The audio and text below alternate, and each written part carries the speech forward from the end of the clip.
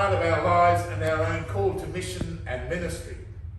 God has called us, and God has empowered us with the many gifts and talents that we have at our disposal. But in spite of all that we're able to do for the sake of God's kingdom in the world, life gets in the way. It seems the same things had also happened to the disciples as they shared that journey with Jesus. He set about to tell them what was going to happen to him, that the Son of Man was going to be put to death, and that in 3 days he would rise again. This was at the very heart of his life and mission. This was the reason that Jesus had come into the world, and it was his disciples, his close circle of friends, who would hear first what his mission was all about.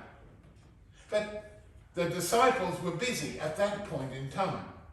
They didn't understand what he had said, or perhaps they just didn't listen to what Jesus had said to them.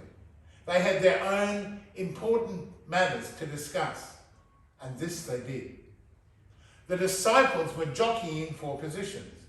When Jesus had gone from them, who would lead? Who would be the greatest among them? And it was this issue that occupied the time of the disciples as they walked along the road with him. Perhaps Jesus was astute enough to realize that what he had shared with them really did not impact upon them. Rather, their discussions were of a more earthly nature. They were concerned with the role of leadership and who of them would be in charge. So Jesus called the disciples to him, and he endeavored to show them the way. He would show them the way of leadership, and he would show them the way of service. To be great among the ministers of God's kingdom, first of all, it was important to be servant. Somehow, the kingdom of God exists in the world not so much as a place of power and authority, but rather as a place where the poor and the outcast can find a home. It's that place where those who have no voice can find a minister who will stand with them. To be great in God's kingdom, Jesus said, to be leaders of the pack, you are meant to be servant to others. So it was at that moment that Jesus took a small child and presented this child to the disciples. But then he did more. He put his arms around this child. He welcomed this small child into the circle of discipleship. Here would be the center of the disciples' attention if they truly wanted to undertake leadership roles within the kingdom of God. It was the small and the voiceless, like this young child, who would be the center of attention of the kingdom. And so it meant that such people, the small and the voiceless, like that small child, would be the focus for the disciples and for disciple leadership. Welcome such people, Jesus had said to his followers. When you embrace the poor, the outcast, and those who have no voice, you welcome and you embrace me as well. In the midst of their struggle for power, in the midst of seeking roles of leadership and authority, this is not what the kingdom of God is about. Rather, the power and the authority in the kingdom of God is grounded upon service. If you want to be great in God's kingdom, it's important to be last of all and servant of all.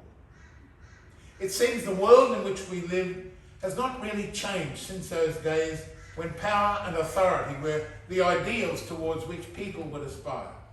Even the faithful disciples wanted to be in charge.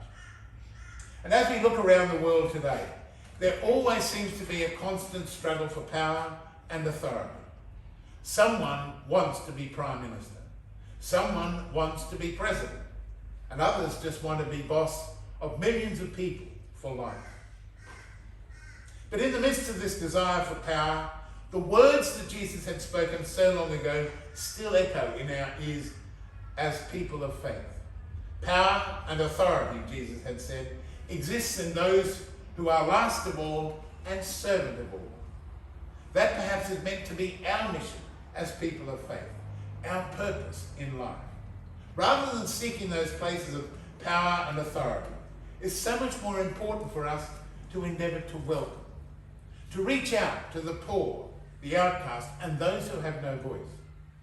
Jesus has told us that it is in this life and ministry that the true power and authority of God's kingdom exists. To truly be powerful in the life and ministry of that kingdom, we are meant to welcome. We are meant to serve those who perhaps have no voice in our world. Because when we do set out to serve, when we set out to welcome the lost and the voiceless, we find the presence of Christ in our lives. And it's in that moment, that sacred moment of encounter, that we have the opportunity also to welcome him.